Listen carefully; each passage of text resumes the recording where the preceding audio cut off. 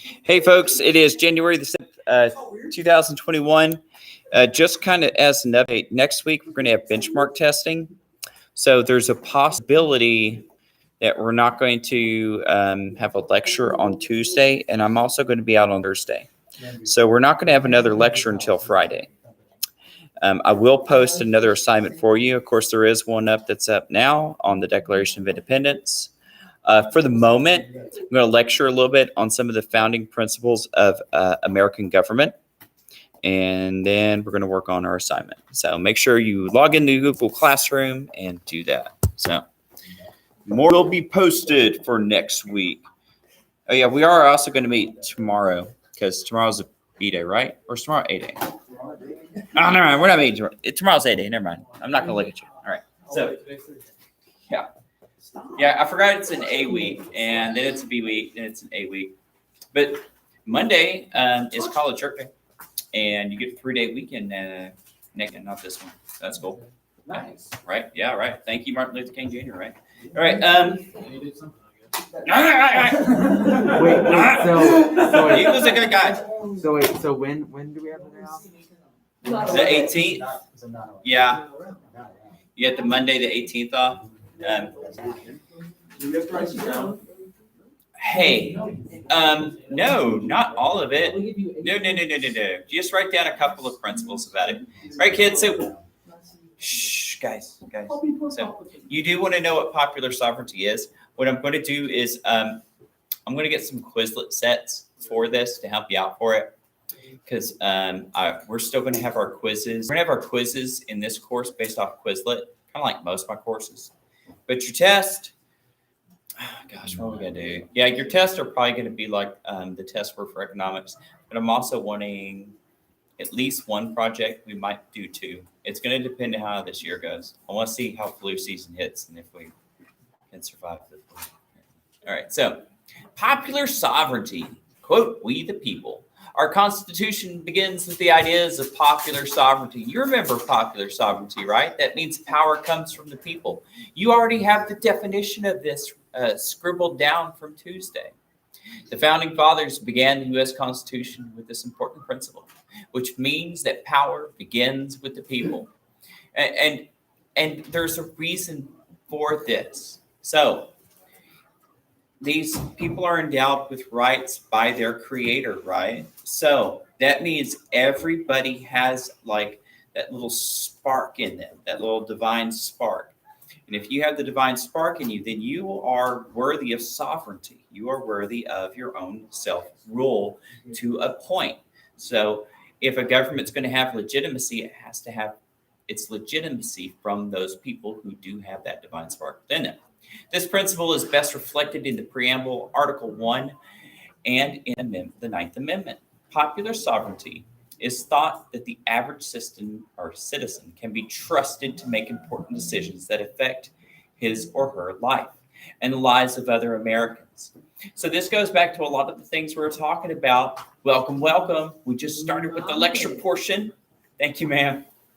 So this goes back to what we were talking about in our last semester. Remember, we were talking about like with the idea of free market is that people can take care of their own interest. You're capable of making purchasing decisions and business decisions and decisions for your life and for your family without being told what to do. Guess what? You can also do that when it comes to things of the government. That's the idea of America. That people might make mistakes, but they're not so insufferably stupid that they can't even decide like what to do when it comes to things like self-rule. Throughout American history, more and more citizens were permitted to participate in the democratic process. Yes, it was one of those things, the right to vote. You can make the claim, it was so terrible because so few people had the right to vote. But we went through a process where we evolved and expanded it to more and more people. And we didn't need a foreign power to tell us to do it. We worked it out ourselves because we are based on this idea that we are a moral and humane people who can come to decisions, who can change for the better, right? They had the idea that power can begin from the ground up. That a group of people can exercise that power and change their society for the better is an exciting idea in human history. So, but that's not to say that the founders thought that everything was basically just up to the people, just to the farmers. Some of our founders, such as Jefferson, thought that that was the idea. However, some of our founders, such as Hamilton and Madison, believed that we had to make sure that we had higher education institutions like colleges and universities to help make up what they called the aristoi, like an aristocracy based on merit. So the smartest among us were able to prove their intelligence and hard work, get a rightful education, and through their patriotic duty, become our leaders. That sounds nice, right? Illustrated metaphor. Don't worry about that. That's for some other thing. All right, so federalism. The founders looked to their local state governors to best govern over their own local needs. So that makes a lot of sense. The things that farmers might need in deep East Texas are different than what people need, like, say, in Detroit. Things like how you manage your water, law enforcement, even travel laws. Rural areas need different kinds of laws on the roads for things like tractors and travel trailers than, say, a municipality in like a downtown city. Don't forget, farm to market trucks are often tax exempt. Yeah.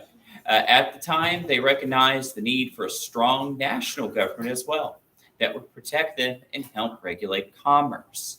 The solution of the balance was the balance of federalism. So, yeah, you had to have local governments for local interest, local needs, local problems.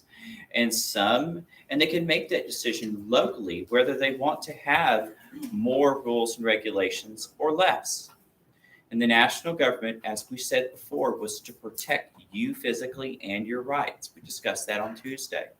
But also to regulate commerce. The founders knew, just like some of the authors that we read in economics, that individual liberty and economic liberty are hand in hand. They can't be separated. It's one of those strange things. You can't separate your material and economic freedom from your freedom to do other things in your life. It doesn't work out. If you control somebody economically, you control their rights. Federalism is the sharing of powers between the states' governments and the national government. We already had that definition, remember? When the Founding Fathers wrote the U.S. Constitution, one of their challenges was creating a strong national government, which at the same time respected the rights of the state governments. You find that in the 10th Amendment. How did they ensure that one did not trample on the other? The Constitution states the federal government has specific powers, such as making money, defending the country. At the same time, state governments also have powers that are reserved for them. The Constitution doesn't say anything about state powers being able to create schools. It's an implied power. It's one of those things that's reserved for states.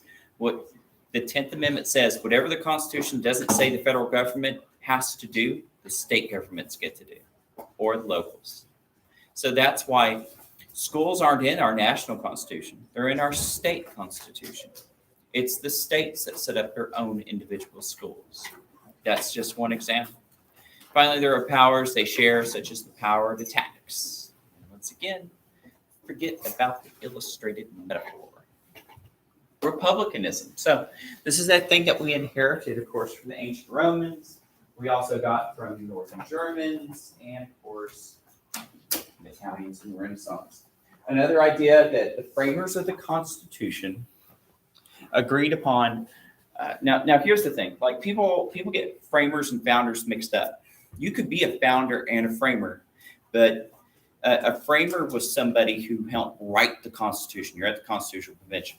A founder is somebody who could have been a hero of the Revolution, but he could have died before the Constitution was made. Does that make sense? So a founder is somebody who was like a patriot at the beginning of the American creation, and a framer is somebody who made the Constitution. Or were they a rebel? Well, they won, so I mean, made a new government, so they converted to patriots, and they called themselves patriots, right? So like Sam Adams, he used the term very quickly, even before the Revolution started. They said that they were patriots to the idea of the rights of Englishmen. And so then it converted to, hey, we're this new thing. All right, so citizens should elect their own leaders. That's your right. In a republic, the citizens vote for what or whom they think will be the best for the general public good. Whenever you go to the ballot box, or really it's a touch screen for most of us now. And so you go up to that touch screen, and I usually let my kids push it. I just make sure they push the right one, right? Yeah.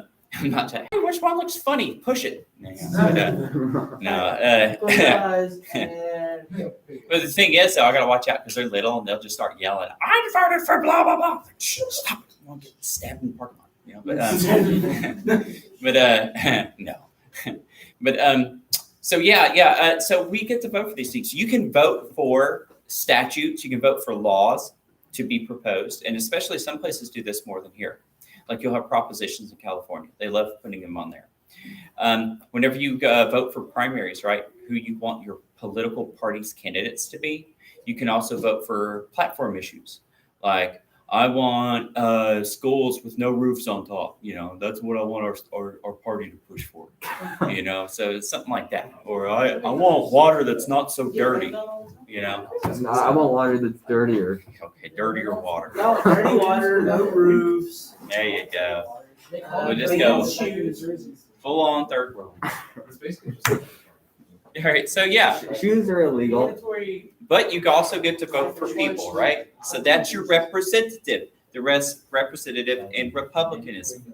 Now, and if you remember your Latin, that has like Latin roots, like res publica, public things, and so you are the public voting for things.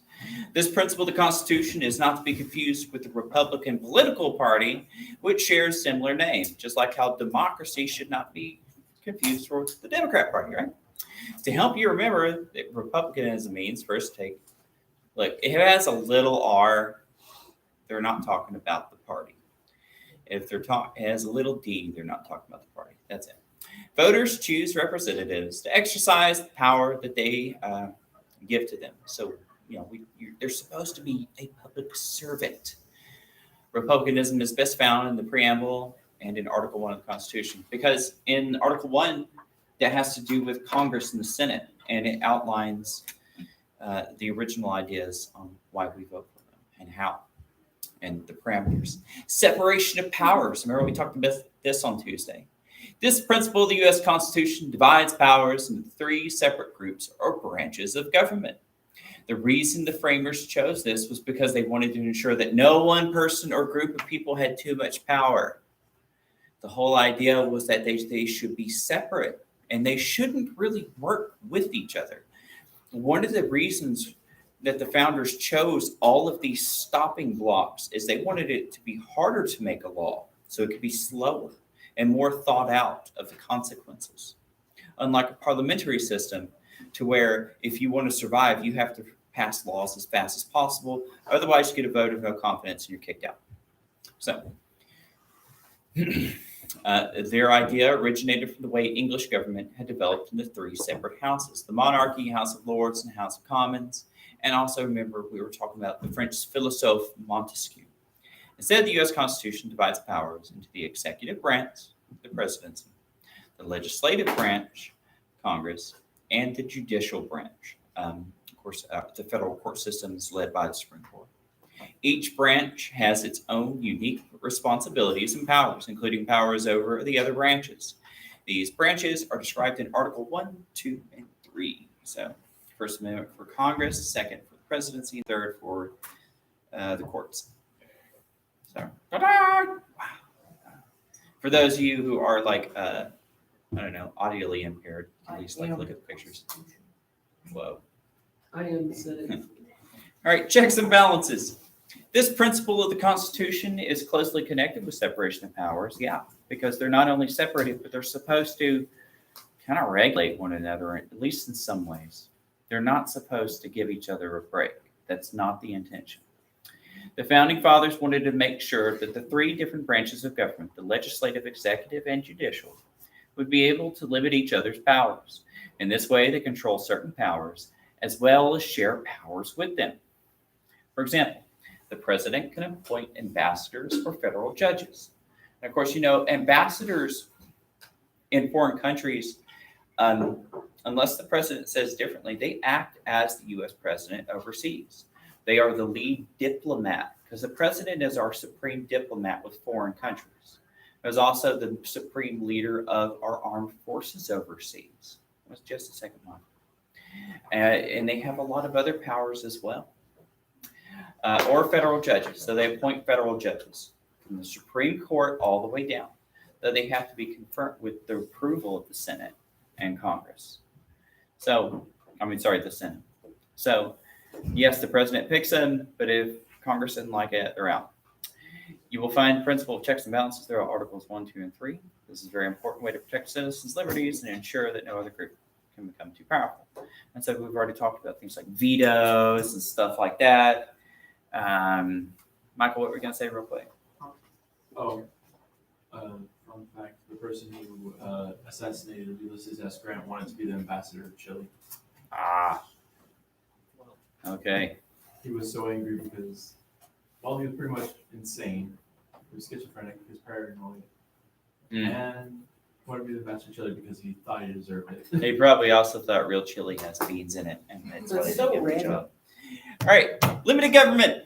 That was a weird shit. The idea of limited government can be traced in English history back to the Magna Carta. So remember, poor old King John the Fool, he wound up breaking his country's bank. He spent the fortune his father amassed.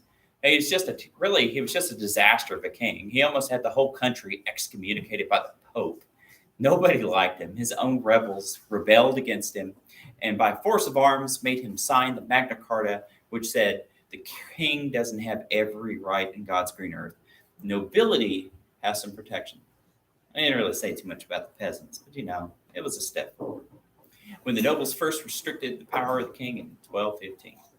When founding fathers wrote the U.S. Constitution, they recognized the need to express that the government's powers were limited. Limited by what? The law, constitutional law. Government leaders could not abuse their powers. They were not above the law. This was an important step to ensuring that citizens' liberties were protected. Once again, Article 1, 2, and 3.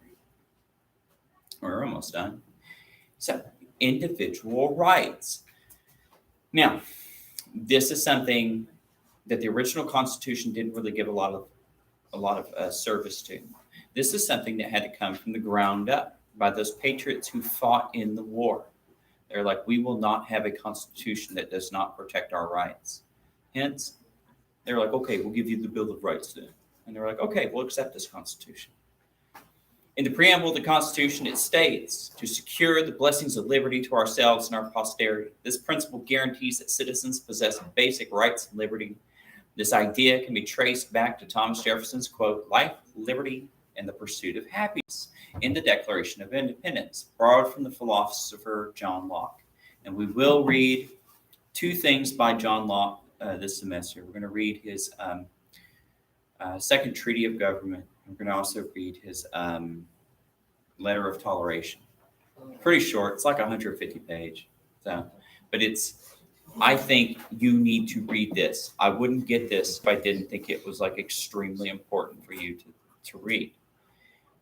No matter what political ideology you have, you will find something in here that you can agree with. I'm sure of it. I don't think you might find some things you disagree with, but Locke was a genius, and he broke a lot of ground that helped found modern countries throughout the world based on the idea of individual liberty. Locke had argued that all human beings were born with three natural rights, life, liberty, and property. And the purpose of government was to protect your rights. And that's it. All right. The founders debated the best way to do that, but in the end, the Constitution was amended to include the protection of certain rights, which can be found in the Bill of Rights. And that does it. All right. So I'm going to give you the rest of class time. You can go into my little assignment and read the Declaration of Independence and answer the few little questions I have for you. Super short essay. It can just really be like a paragraph, really. I don't mind. So, all right. Your excuse. May I, in fact, go and use the restroom? Okay, use it well. All right, talk to you later, kids. Nobody's there, by the way. Hopefully.